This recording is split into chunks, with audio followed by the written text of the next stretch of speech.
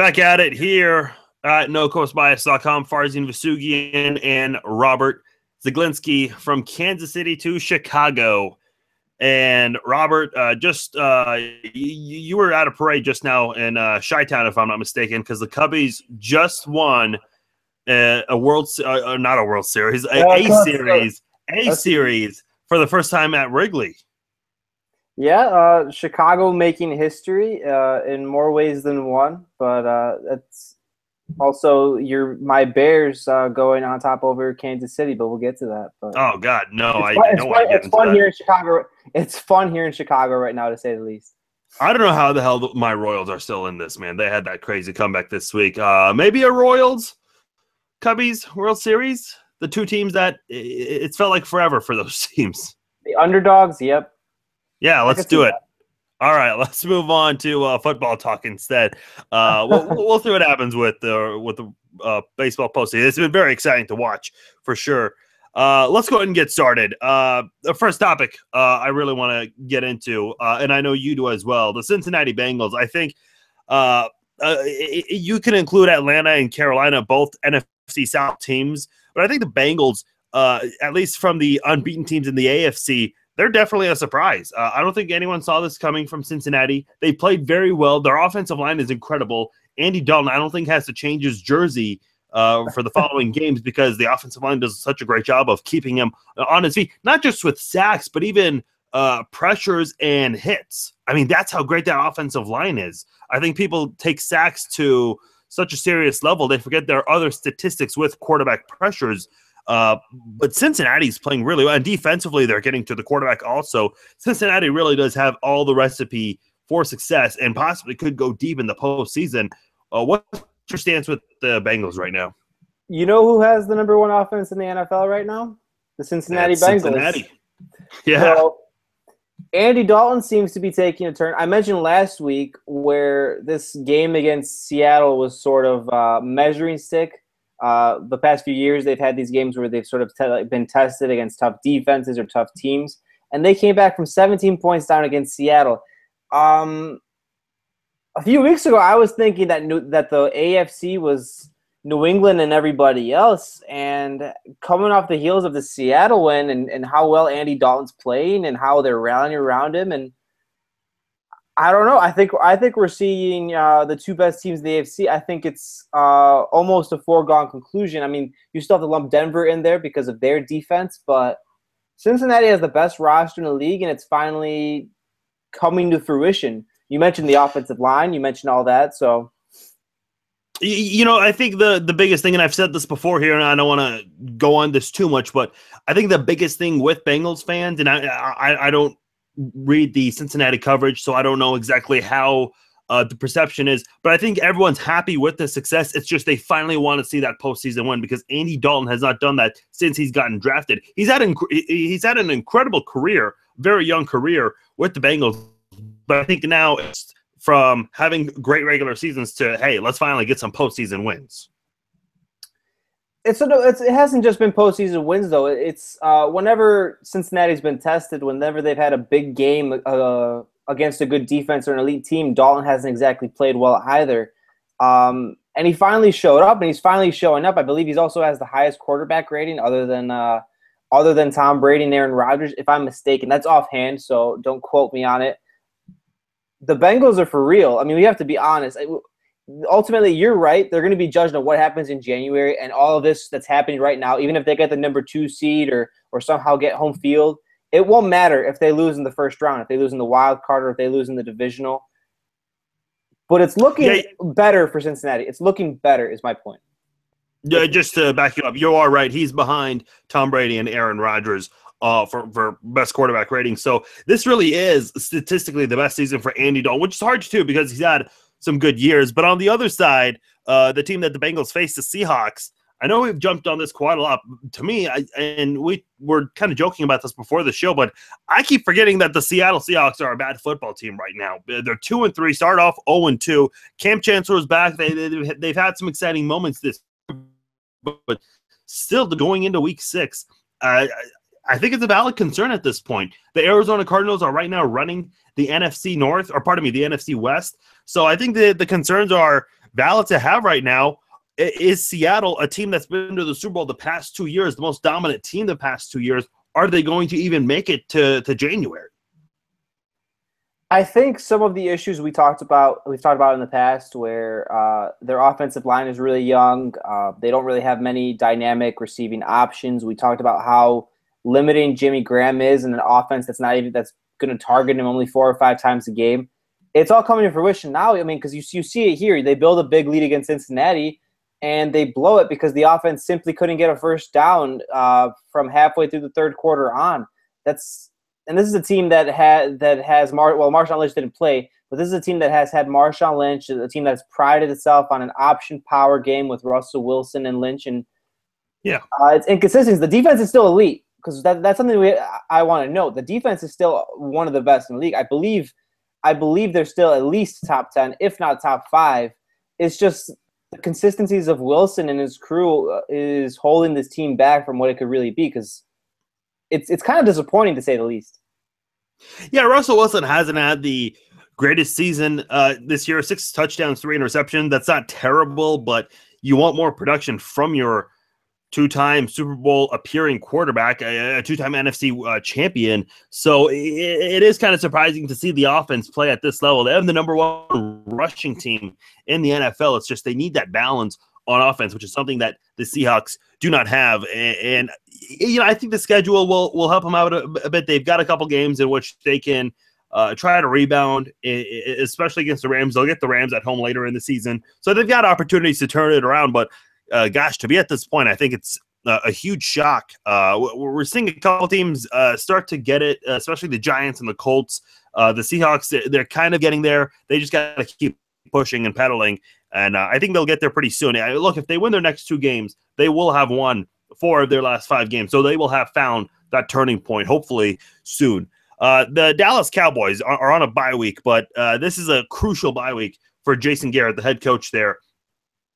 This is a week where Jason Garrett commented that he'll evaluate the quarterbacks for the bye week, which is why this is so crucial. Look, you're already without Dez Bryant, Tony Romo, which, by the way, my fantasy football opponent this past week, I don't like to dwell on this so much, he started Tony Romo. And I swore to myself if I lost, I was quitting fantasy football altogether. So I won, by the way. So that was good news for me. But without Romo and Dez, you haven't won a single game ever since Brandon Weeden has started for you. You traded for Matt Castle earlier in the year for nothing expensive. Matt Castle, he's been traded a lot for low third-day draft picks. This is a serious consideration now, where Matt Castle has had some success in Kansas City and New England. Is this the opportunity that you have to take right now to save the season? Because the Cowboys are not in first place anymore, and they're on a 3-game skid, and they've got to turn it around soon. Well, clearly Brandon Weeden isn't the answer, so you have to turn to sort of see what Castle can do in the spot. Because, but remember, Jerry Jones said he's the most gifted passer in the NFL. Well, that was the thing where you give like a coach a vote of confidence. Yeah, I know. When you're about to fire them, So with Brandon Weeden, you notice the offensive line for Dallas struggling too, and there's a reason for that, because teams don't have a fear of Weeden lighting them up on the outside, so they load up the box, and the vaunted Cowboys offensive line that had made trucks for holes that you could fit trucks through for DeMarco Murray last year, they're not making any holes right now. They're opening nothing up in the running game. I'm not sure if Matt Castle's necessarily that guy, because he's technically a game manager, and they still have a tough schedule in front of them. I mean, they have New York, Seattle, and Philadelphia, 2 divisional opponents, and a really tough defense coming up in their next 3 games after their bye week. You might have been right originally. I think the Dallas Cowboys ship is sinking, and with the way the Giants are playing too, Matt Castle's not going to be your answer. For me, nobody can really step in other than a healthy Tony Romo, and we're not going to get that till late November.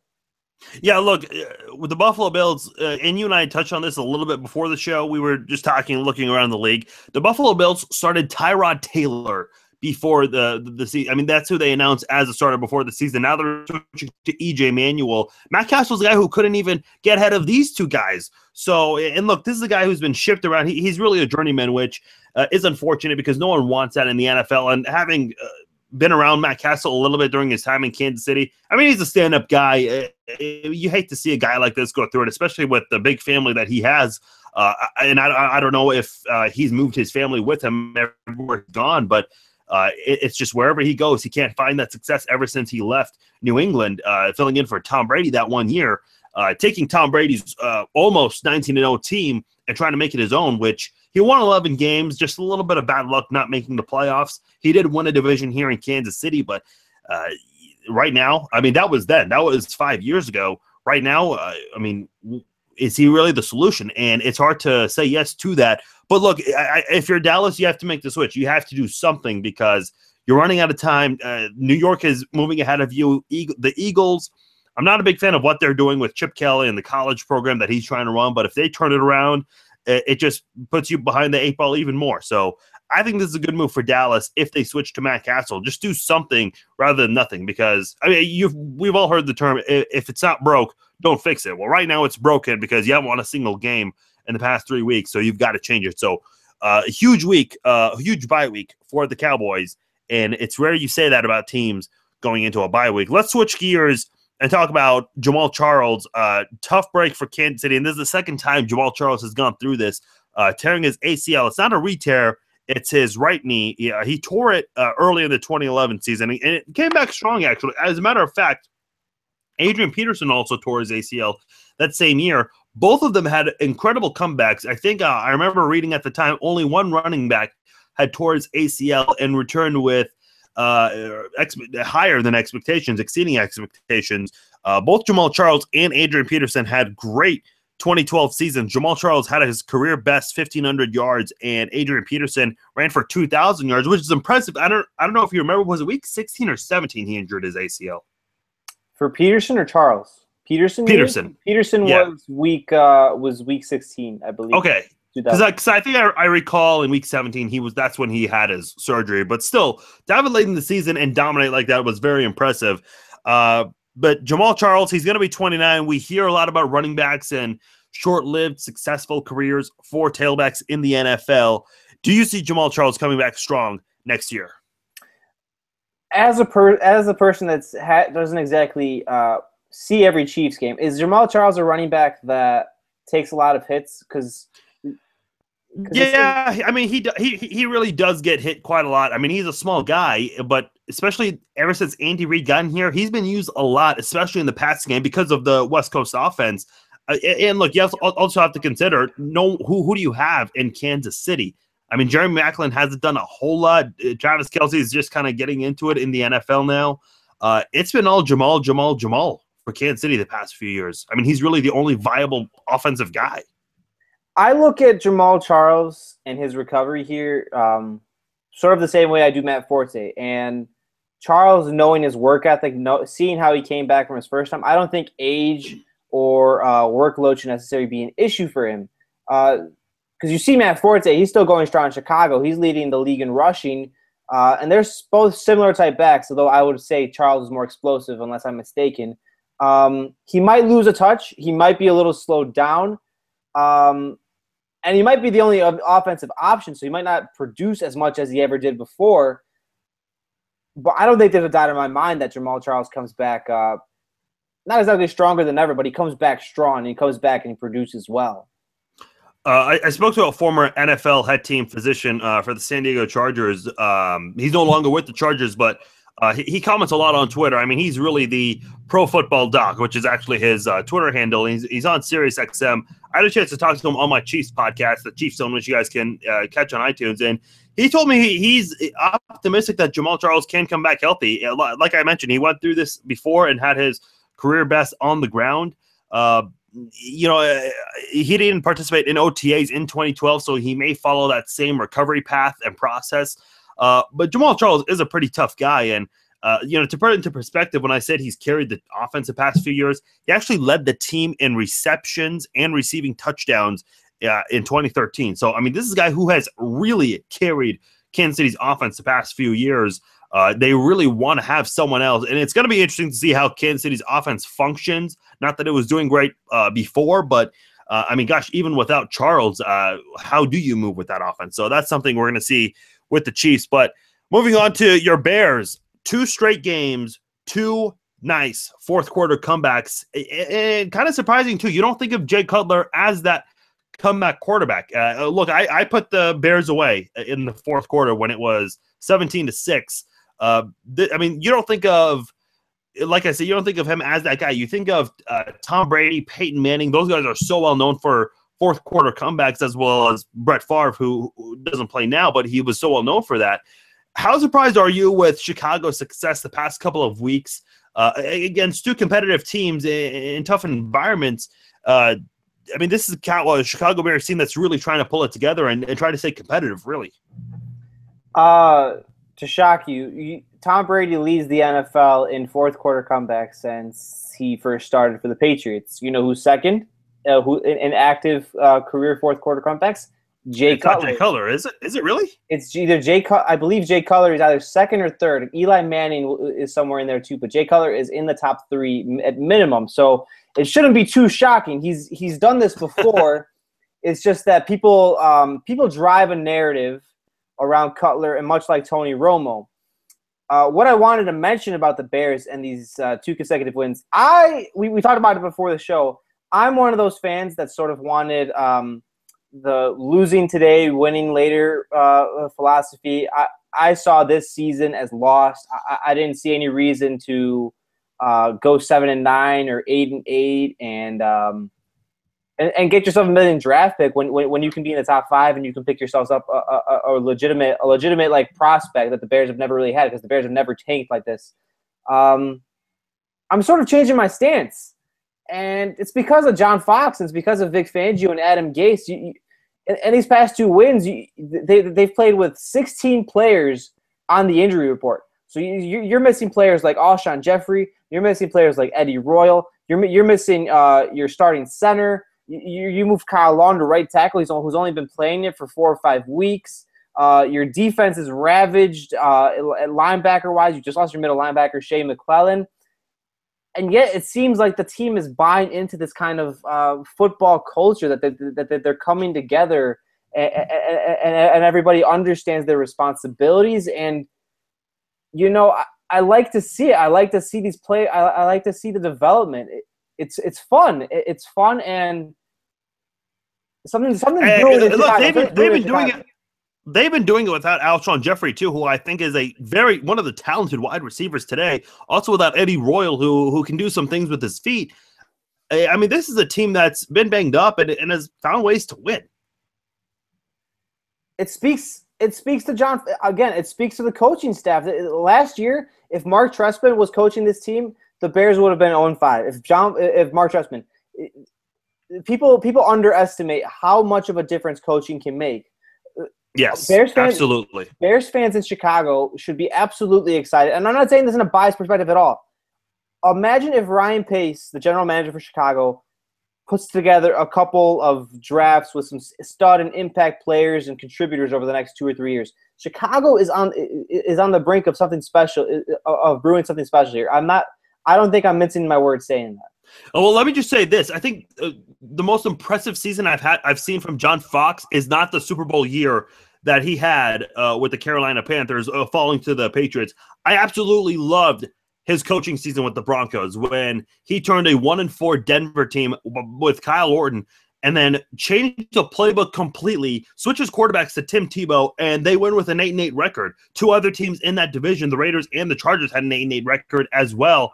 For him to do that, just completely throw the playbook out and just change mid-season, one of the best coaching jobs I have ever seen. I think his coaching record is misleaded by a lot of people because he had Peyton Manning for 3 years here. But look, that Tim Tebow season, and by the way, they go into the postseason and they beat the number 1 Steelers defense at the time. So just a really great job by John Fox. I think John Fox is the right guy in Chicago. I do want to touch on this real quickly with the NFC. I was shocked to learn this earlier today. 5 teams in the NFC are above 500. It's the Giants, the Packers, the Falcons, and the Panthers within the same division in the South, and the Cardinals. All other 11 teams are either at 500. Only one of them, actually, the Vikings. Everyone else is under 500. I mean, this is a really wide open conference. I believe you can look at the AFC the same way, or at least in terms of facets, where we touched on it. It's even in the AFC. There are 7 teams over 500 and 9 under 500. So Well, mediocrity is running rampant, and we touched on it last week. Injuries have sort of something to do with that. I mean, is Dallas below 500 if they don't have Tony Romo and Des Bryant? Do we really believe that?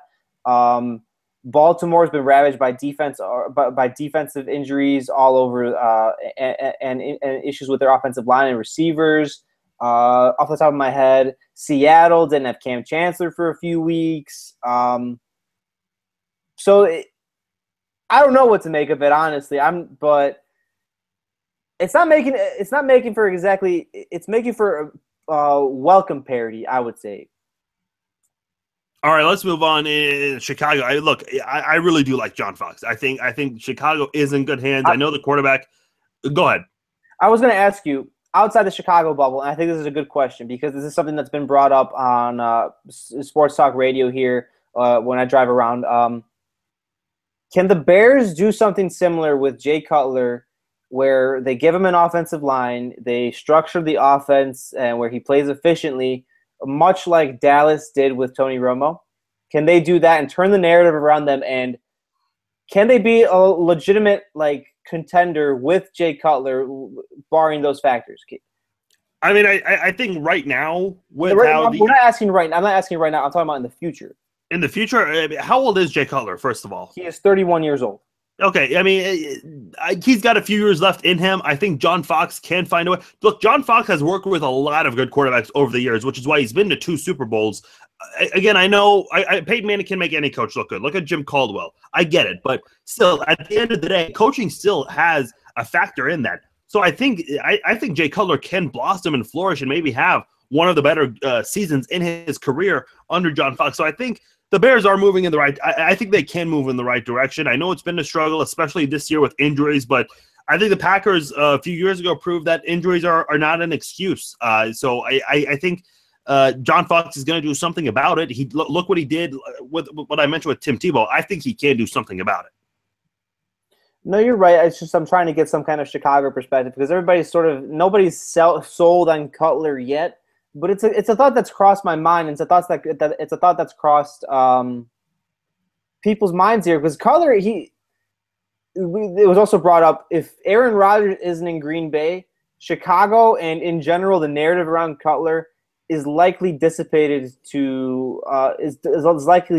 much more. So it's just something that I wanted to understand from somebody that's not a Bears fan or not around Bears fans that often.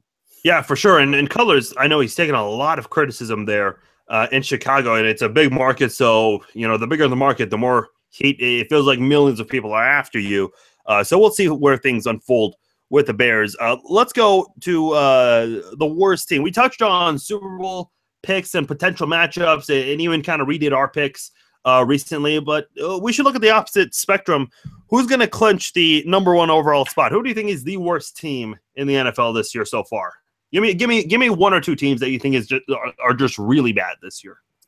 The Houston Texans are the worst team in the NFL, regardless of what J.J. Watt ever does. A team that starts Brian Hoyer or Ryan Mallett with really only one receiver, with an injured Arian Foster, with a depleted secondary and a depleted linebacking core, and an old over-the-hill Vince Wilfork, has been getting railroaded by everybody they play. I mean, it's without question. They look like the least talented team I've seen in years. They look like Tampa Bay last year, and it's hard to say it's only a few years ago this team was in the divisional round. Only a few years ago this team with almost the exact same players was doing great things, and it just looks like they've lost all this kind of magic. People believed in what's the head? I'm sorry. What's the head coach's name in Houston? Bill O'Brien.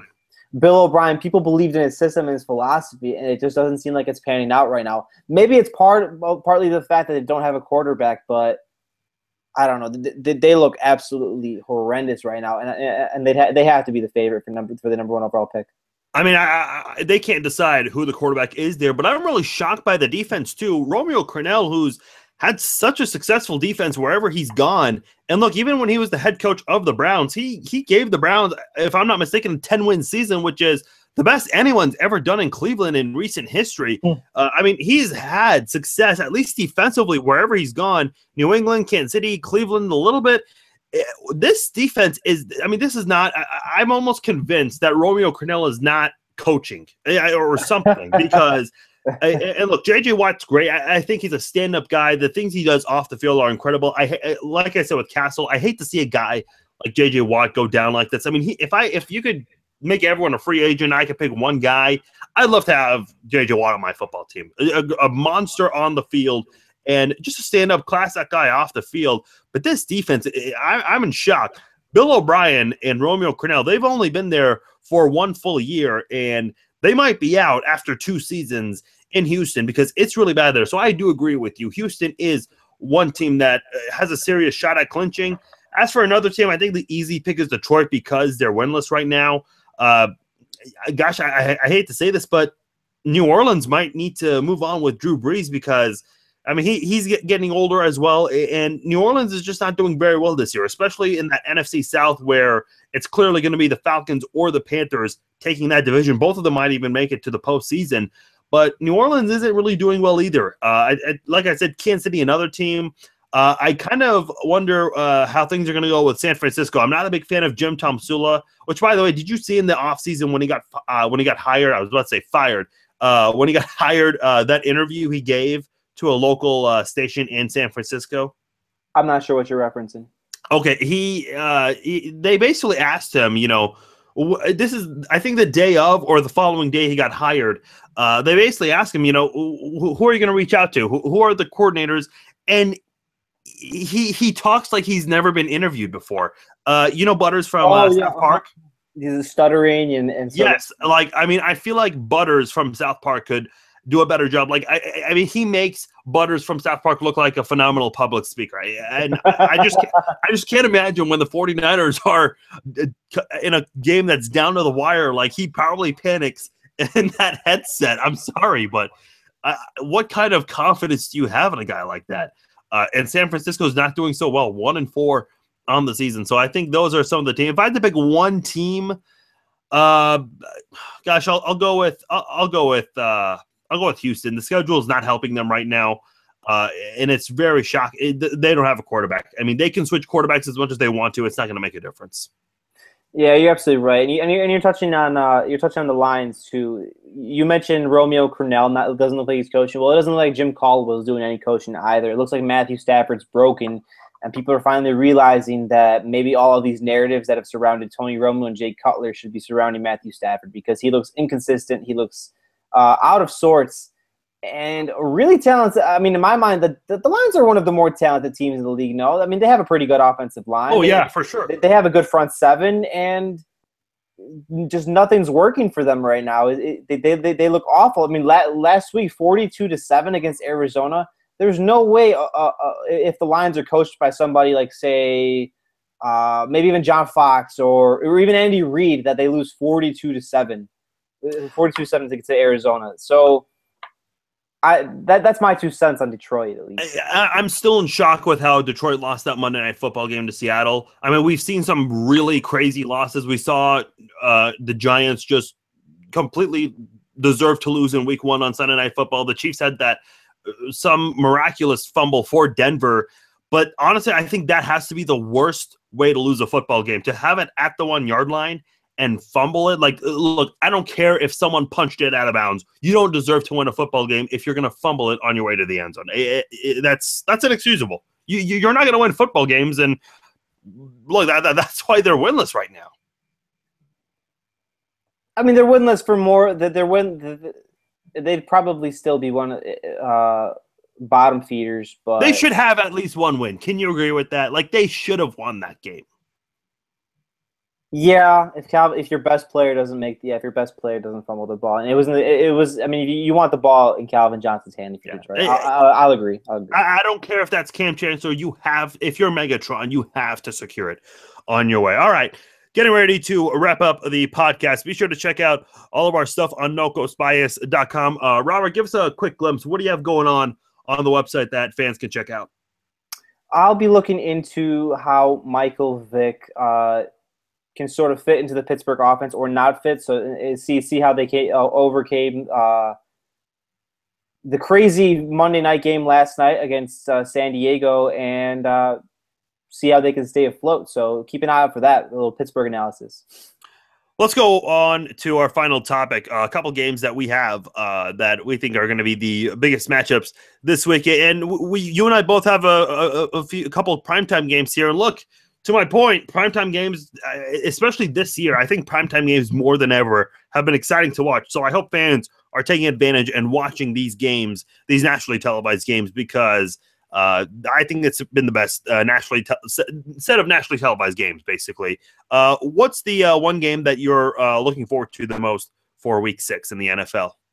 Well, as an admitted Deflategate, someone that was frustrated by it, I'm looking forward to how Tom Brady and company go in Indianapolis to possibly humiliate a depleted Colts team with a hobbled Andrew Luck. So on Sunday Night Football, no less, on national television, I'm sure Indy's really looking forward to this. Yeah, Tom Brady's going to get booed the heck out of by those Colts fans. This was the game he was supposed to come back to. I'm sure Colts fans have a stronger feeling about the Deflategate. I'm sure there are some logical Colts fans who can look at the big picture and say, look, I mean, there's got to be some evidence shown here. By the way, real quickly, did you see Bleacher Report's parody of Week 1, how Week 1 was supposed to look? I did not as well, sorry. Oh gosh, it's incredible. They basically had these kids. They got, I don't know where they got these kids. I'm guessing it's so the kids from the fathers of the guys who work at Bleacher Report in San Francisco. They basically got a bunch of kids together performing as the Steelers and the Patriots. And then they had one, basically the title of it was called What Week 1 Was Supposed to Be. And they have Jimmy Garoppolo, a kid acting as Jimmy Garoppolo as the starting quarterback. And then at halftime, the kid, and they're at a playground playing football. The kid goes to one of the play areas and he sees, little Tom Brady. And then Giselle is also there. And little Tom Brady hands Jimmy Garoppolo a deflated football, which is, you've got to watch it. You got to YouTube it. By the way, what's this? Gosh, if you just type Bleacher Report, Steelers, Patriots, Week 1, Jimmy Garoppolo, something, I'm sure it's there. By the way, speaking of viral videos, you and I touched on this last week. We'll move on real quickly. But did you get a chance to see the Jimmy Kimmel, Tyler Johnson video? I did, and it was absolutely glorious as someone who follows hockey, Tyler Johnson, and that woman didn't exactly do herself any favors. So yeah. I mean, I'm just not going to say anything right there. But for those who haven't seen it, watch it. It's funny. Jimmy Kimmel, his crew is asking people on the street, "What's the most impressive thing you've done?" And a woman goes, "I cheated on my boyfriend, and he never knew." And this is a past boyfriend. And the interviewer says, "With who?" She goes, "A really good professional athlete." And she won't say the full name, but the interviewer asks for the initials, which he gets, TJ, what sport he plays, and she says hockey, and then where, and she says Tampa Bay. That's what he plays for, right? The Tampa Bay Lightning. Mm-hmm. And basically what they did for a moment, they edited the clip so they can make it shorter, but they went on their phone to see who the hell TJ is from the Tampa Bay Lightning, and they found out it's Tyler Johnson, and she starts blushing and starts getting angry at the interviewer. You gave away the guy's name, and that was the biggest topic with the media there. They actually asked him that after one of the Lightning practices. So really fun. Jimmy Kimmel's really the greatest when it comes to sports video clips. Definitely check him out. But back with football, in case you forgot, that's what we're talking about here. One of the games that I'm looking forward to, and I'll go with a non-primetime game. Look, I'm always interested in the Seattle team because of how they've performed up to this point. But the Panthers are a surprise to me. Even though they won the division last year, they won under 500 with a 7-9 record and still won a postseason game against a really banged-up Arizona team that didn't have its quarterback. So I'm interested in the Panthers and the Seahawks. I think both surprising to me this season for different reasons for both teams. But I've got Carolina winning this one. Now, I think they keep that undefeated streak going because Seattle can't get anything going on offense. I don't know. Where do you stand with that? With the Seattle Seahawks going I'm not surprised by Carolina at all, seeing as I picked them to win the NFC South and to be the second seed in the NFC. So, tip of the cap there. I love Carolina. Even with the Calvin Benjamin injuries, their defense is playing phenomenal. Cam Newton's playing like an MVP. The young offensive line, unlike Seattle's, coming together. And they're doing this without Luke Kuechly. Well, I'm not sure if I haven't checked the injury report. I think he is set to return. That's what I last read. Return. That's a huge boost for a really good Carolina front seven. You have to keep an eye out for them. I mean, I picked them to win the South. I still think they have a better defense than Atlanta. And this game in Seattle sets up perfectly for them. So I'll have to agree with you and pick Carolina as well to stay undefeated. Last game, I know I believe you had this as one of your games as well, but I'm really looking forward to the Giants and the Eagles. The Giants were one of my preseason Super Bowl picks, and I'm really impressed with the comeback that they have formed the past couple of weeks, going on a surge. Whereas Philadelphia, people are hit or miss with them. I mean, we've said it. I said it today, and we've touched on the topic before, so I'm not going to dwell too much. But that's the only divisional game that I'm most interested in out of all the games this week. I know there are not a lot of them, but I think that's one game that I definitely want to keep an eye on. It's Monday Night Football. It's a divisional game, and the Giants have really turned the tables with the NFC East this year. The Giants seem like they're well on their way to winning the NFC East. I mean, they have the most stable quarterback. They have the most stable coach, and Odell Beckham's back to his old ways. There's the Eagles, like you mentioned it. We're not going to get too much. We're not going to get back into it, but they're not the most stable themselves. Chip Kelly isn't exactly running a tight ship there. Giants could be on their way to having a 3-game or 2-game lead on everybody and sort of vaulting themselves into a nice playoff position in here. I'll have to go with the Giants as well here. I mean, a huge reason why I picked the Giants to go to the Super Bowl. I think on paper. What's that? Which I still question, but go on. I mean, I really think Eli Manning was going to – I mean, he improved last year after leading the league in interceptions in 2013, but I think on paper, Victor Cruz and Odell Beckham Jr., I mean, I don't want to be the defensive coordinator plotting against those two guys. And I know right now Victor Cruz hasn't played yet, but once he comes back, I think this Giants team is going to be even better. And look, I think Ruben Randall, a guy who's dealing with an injury right now, I think he can even add – to helping with the Giants on offense and as well as special teams. So I think once you get Ruben Randall and Victor Cruz back, I don't know if I see this New York Giants offense slowing down. They may lose a game or two, but I don't see this team dropping or losing a lot of games anytime soon. I think the Giants have really figured it out, and I really like what I'm seeing. I think what I saw, and again, I know not a lot of people did, I think they're starting to show why this team could surprise a lot of people. You're not necessarily wrong. The only issues I have with them are their defense. They don't exactly have any blue chip guys in the defense. And you saw Colin Kaepernick almost win a game against them, who's been struggling against almost everybody else. I love the I love the Giants offense. I love when Victor Cruz is going to come back. You're absolutely right. It's just there's too many question marks on the other side of the ball for me. But they're on their way in the NFC East. The NFC East is too wide open for them not to take it. You're right. All right, that'll do it for this edition of the NFL podcast here on NoCoastBias.com. He's Robert Zaglinski, and I'm Farzin Vasugian. Check us out on NoCoastBias.com. Your Cubbies are moving on. My Royals hopefully will advance after Wednesday night, and then we could start talking about a serious Cubs-Royals World Series matchup. We'll see about that. We'll see, my man. We'll see. Hey, where's your roommate? We had that awkward moment with him last week. He didn't make an appearance this week. He was laughing at my Super Bowl pick, so I don't know what you're talking about. I don't know what you're talking about. Oh, that's what the issue was. Okay, he was got it. At my Super Bowl pick. Remember? I'm not sure which. I'm not sure. Is that his closet right there? In the back, yes. Because I think I see a Bears jersey. Yeah, it is. Whose jersey is it? Go pull it out for us. It's definitely not Jay Cutler. Go ahead. He took off his earphones. Am I really doing this? Yes. All right.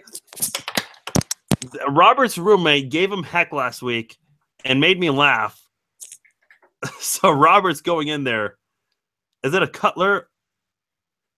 Oh, Charles Tillman. Charles Tillman. All right. I'll wait for Robert to get back. I actually thought it was going to be a Jay Cutler jersey. I don't know if you heard me, but I thought it was a Cutler jersey. I thought he would have had one. You didn't just toss it on the ground, did you? No, it's on my bed. I just put it in my bed. Oh, okay. No comment. Gotcha. No comment on a Jay Cutler jersey. No comment. All right. Okay. All right. That'll do it. He's Robert. I'm Farzy, and we'll talk to you next week. Go put his jersey back, Robert. I will.